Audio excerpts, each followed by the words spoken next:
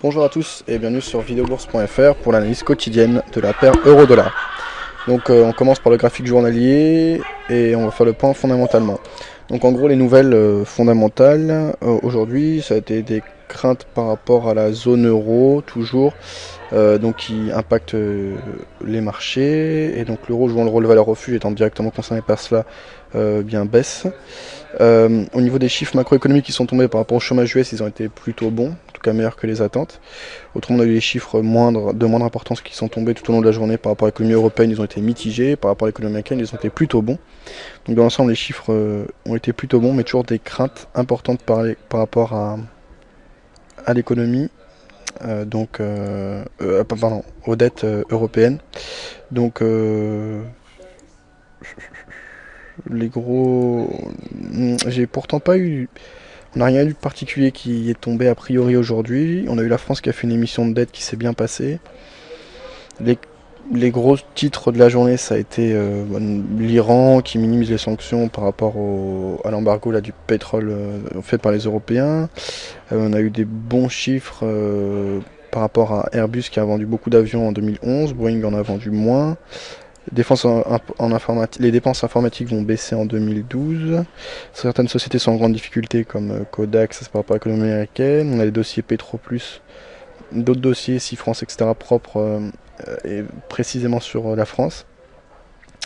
Voilà, on a des mauvaises perspectives par rapport à l'emploi européen en 2012 puisqu'on a des craintes forcément des employeurs. Rien de particulier, je vois pas de raison particulière à la baisse du jour, si ce n'est des craintes qui existaient déjà auparavant et donc simplement une pression, mais pas de nouvelles raisons par rapport à ce qu'on peut avoir hier ou avant-hier.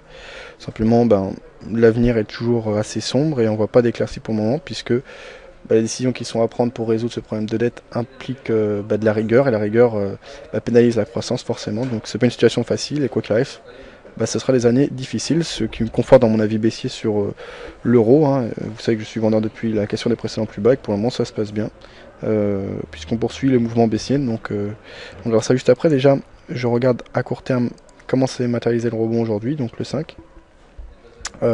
C'est un rebond, le rebond, c'est pas un rebond, c'est comment s'est caractérisé l'accélération baissière.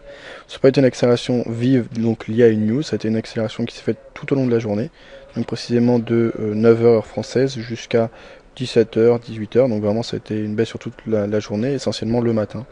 Donc voilà, c'était des craintes significatives. Alors on observe ce mouvement sur l'ensemble des produits financiers à risque, donc l'ensemble des actifs à risque.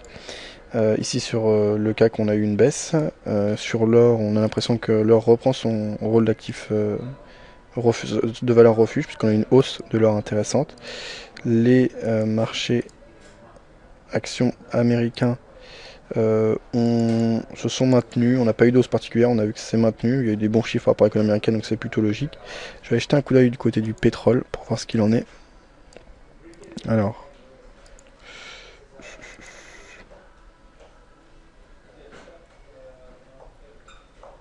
on va regarder le DAX aussi, ce que ça donne.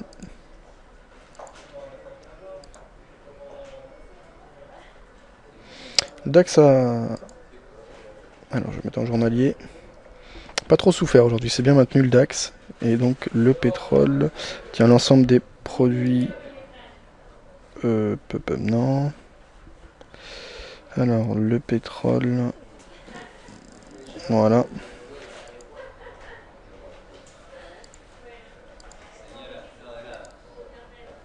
Ouais, le pétrole a bien souffert. Donc voilà, c'était le pétrole est doublement impacté, donc on a cette crainte par rapport à l'économie européenne, donc le pétrole joue à plein son rôle d'actif à risque. Puis on a des tensions par rapport à l'Iran, donc c'est logique que le pétrole ait beaucoup baissé. Voilà, donc c'est un contexte qui est mauvais pour l'euro et dans lequel les actifs à risque sont pénalisés. Ça reste assez modeste et il n'y a rien de particulier comme j'ai dit. Voilà, ici on a l'euro face à l'euro sterling qui a également bien baissé, donc ça concerne bien. Les craintes sont bien focalisées sur les crises de la dette souveraine, puisque par exemple la livre sterling est actuellement un actif à risque également, mais on a l'euro qui s'est bien dévalué aujourd'hui par rapport à la livre sterling, ce qui veut dire que les craintes sont focalisées sur ce problème de dette souveraine. Donc voilà fondamentalement, et j'essaie de comprendre un peu le pourquoi du comment. C'est pour ça que des fois je vais voir d'autres produits ou que je passe un peu de temps sur comprendre comment s'est développé le mouvement sur la journée, si ça s'est fait d'un seul coup ou pas, est-ce que c'est important de comprendre un mouvement pour l'interpréter. Par exemple, un mouvement qui sera lié à une nouvelle ordre macroéconomique ou à un chiffre qui est tombé n'aura pas ne devra pas être interprété de la même manière qu'un mouvement qui est lié à un problème systémique de fond comme ce que l'on a actuellement. Voilà. C'est pour ça aussi que je regarde les autres actifs à risque, le comportement des autres valeurs refuge, etc. Je vous explique un peu ce que je fais et pourquoi c'est utile dans le cadre de mon avis sur l'euro-dollar au final. Donc techniquement, on a enfoncé les précédents plus bas qui étaient à 1.2855. C'était un niveau important puisque ça correspondait également à des plus bas long terme significatifs qui avaient été marqués en début d'année 2011. Donc en janvier dernier, on les a bien enfoncés. Ça confirme également la cassure totale de la zone de 61,8% de retracement de la dynamique haussière qu'on observait depuis les plus bas de juin 2010, qui était marqué à 1.1861. Donc a priori, là on a vraiment la force, en tout cas théoriquement, d'accélérer jusqu'au plus bas de 2010, on verra ce qu'il en est. Prochaine grosse zone de support, on va la repérer dès maintenant, ce sera les 1.2583 pour moi, qui correspondent au plus bas significatif qui a été marqué en août 2010. Si on casse cette zone, là définitivement on entrera en zone d'accélération, et donc on pourra rallier assez rapidement les précédents plus bas. Ça fait donc des beaux objectifs long terme, et c'est un contexte intéressant pour les vendeurs. Donc personnellement, j'étais vendeur depuis la cassure des plus bas du 14 décembre. Donc j'étais rentré à 1.2935. Hop, hop, hop, hop. 1.2935. 1.2940, 1.935. Alors je ne suis pas rentré moi-même puisque je n'ai pas de contre-elle en ce moment, mais j'indique mes prises de position en fait. Donc vous pouvez regarder les précédentes vidéos pour conforter. Je suis en train de me demander si c'était 1.40 ou 1.35. Bon, en tout cas 5 pips près. Vu que c'est des positions long terme, c'est pas ce qui joue. Donc j'étais rentré sur le gros mouvement baissier du 28 décembre et on est actuellement à 1.2793. Donc on est sur un profit intéressant de l'ordre de 150 pips, ce qui est déjà pas mal. Alors mon stop loss, il est au-dessus des plus hauts qui avaient été marqués le 21 décembre dernier, donc au-dessus des 1.3197, 1.3205 mon stop loss. Donc on a eu un peu d'inquiétude avant-hier parce qu'on avait eu des acheteurs qui avaient cassé la zone de résistance oblique baissière. Là on a totalement réintégré le canal et on accélère grandement à la baisse. J'ai pas d'objectif précis, je laisse courir, puisque je pense qu'on a potentiellement une grosse tendance, des gros mouvements, d'ailleurs on les a déjà observés ces dernières semaines, derniers mois, qui peuvent se mettre en place, donc j'ai pas d'objectif précis, je laisse courir jusqu'à ce que les vendeurs s'essoufflent et que les acheteurs prouvent qu'ils sont capables de reprendre en main le marché, donc pour le moment je laisse courir simplement, et je suis toujours vendeur. Alors on est sur un canal de fond baissier, à l'image de cette résistance oblique baissière bleue et support oblique baissier bleu, dans un mouvement baissier. Alors on va prendre en compte, puisqu'on a cassé les précédents plus bas, les précédents plus hauts, puisque ça n'a pas été une cassure mais simplement un rebond. Donc on en prend en compte dans le traçage de notre canal. Et donc on a cette zone désormais de résistance là en noir. On poursuit le mouvement baissier. On est plutôt à la partie basse du canal long terme.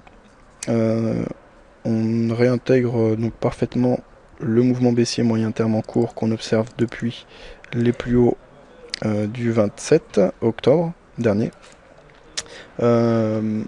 Si on n'est pas encore en position, je pense que c'est un peu tard pour rentrer maintenant. On est en plein mouvement, il y avait des occasions de rentrer sur rebond ou sur cassure. Le rebond c'était un peu compliqué parce qu'on avait cassé la zone de résistance a priori, mais sur cassure moi c'est ce que j'avais fait. Là rentrer maintenant, on peut, c'est cohérent et c'est dans le sens de la tendance. Maintenant, rentrer maintenant c'est rentrer dans le mouvement, pas sur un signal précis comme une cassure ou un rebond. C'est pas ce que je préfère. Maintenant, rentrer à l'achat, c'est certainement pas ce qu'il faut faire actuellement. On a cassé les précédents plus bas, etc. Ceux qui sont à la vente, ils sont très bien. Rentrer à la vente maintenant, je le conseille pas, mais c'est ce qui est de plus cohérent si on veut absolument rentrer sur le marché.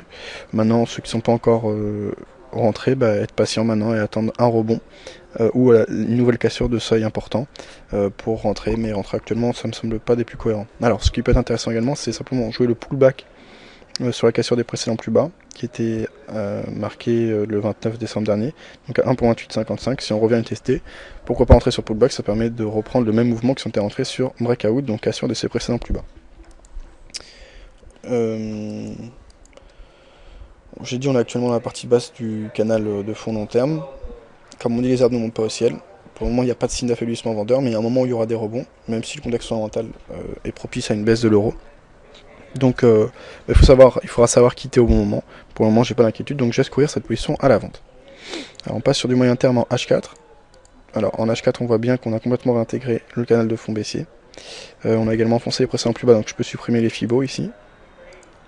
Et je vais modifier ma zone de résistance oblique baissière moyen terme, tracé en noir donc. Voilà comment se dessine désormais ma zone. Comme j'ai dit, on est en plein mouvement, on marque de nouveau plus bas que les précédents, avec de la force. C'est un mouvement quand même intéressant. On voit que les acheteurs ont beaucoup de mal à retracer, c'est laborieux, alors que quand les vendeurs reprennent le marché, c'est très violent. Ça veut dire que c'est vraiment la force dominante. Ça confirme ce que j'ai dit précédemment, rien de nouveau. Rien de particulier, si ce n'est qu'on voit bien la violence du mouvement baissier, donc c'est intéressant par rapport au travail laborieux des acheteurs. Donc voilà, vraiment ça confirme dans ma position, et ça confirme que les vendeurs tiennent en main ce marché. On termine par le court terme, ici en graphique M15. Donc ceux qui ont tradé le mouvement baissier ces derniers jours ont dû bien en profiter, c'était assez sain, assez régulier. Donc on va tracer ça d'une autre couleur.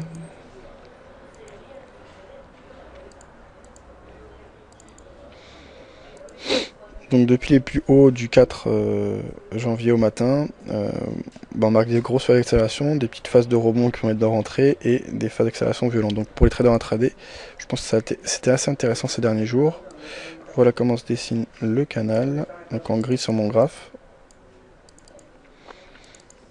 On a cassé plusieurs zones de support, donc on a quand même des possibilités d'entrée intéressantes. Depuis la réintégration du canal baissier, on a eu un faux signal avec la cassure de notre zone de résistance. Pas évident pour les acheteurs. Même moi j'avais dit qu'il y avait des choses intéressantes à faire à l'achat, mais que je rentrais pas à l'achat puisque c'était contre la tendance et que je préférais être dans le sens de la tendance. Quoi qu'il arrive, de toute façon on n'est jamais sûr, hein. L'analyse technique c'est certainement pas une science exacte. Moi quoi qu'il arrive je préfère être dans le sens de la tendance. Donc voilà, pour l'instant ça paye bien, on verra sur le long terme. Donc là cette zone de résistance elle est toujours valable.